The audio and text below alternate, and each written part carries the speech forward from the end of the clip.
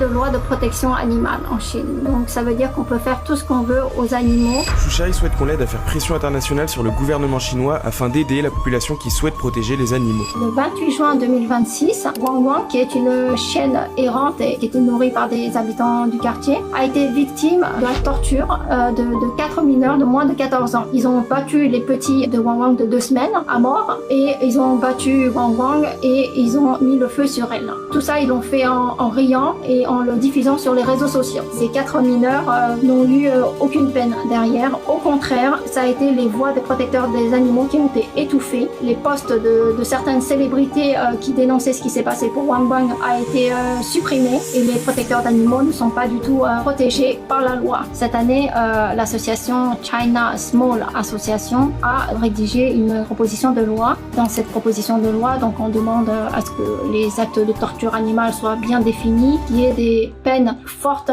contre les personnes qui maltraitent les animaux, qu'il y ait pour les animaux domestiques une identification obligatoire et qu'à l'école on enseigne le respect des animaux. Et donc cette proposition de loi, il faut l'envoyer au mail que le gouvernement chinois a donné sur son site. C'est la première étape pour les protéger. Sans loi de protection animale, on ne peut rien faire pour eux malheureusement. Nous avons décidé de nous rassembler pour manifester le samedi 29 août à la place du Trocadéro. Nous allons demander justice pour Wang Wang et demander à la Chine d'adopter des lois pour protéger les animaux. Merci beaucoup à Futur de me donner la parole pour pouvoir aider les animaux en Chine. Pour la soumission de la saisie de la Commission européenne, actuellement j'ai le soutien donc des associations de protection animale. Je recherche actuellement des associations de protection de l'enfance. C'est très important pour le dossier qu'on soit soutenu par ces associations-là. Les enfants voient des vidéos de torture animale sur les réseaux sociaux en public. Ces vidéos peuvent les traumatiser pour ceux qui sont sensibles et pour ceux qui sont pas sensibles, ils peuvent devenir eux-mêmes des tortionnaires. J'enjoins vraiment les associations de protection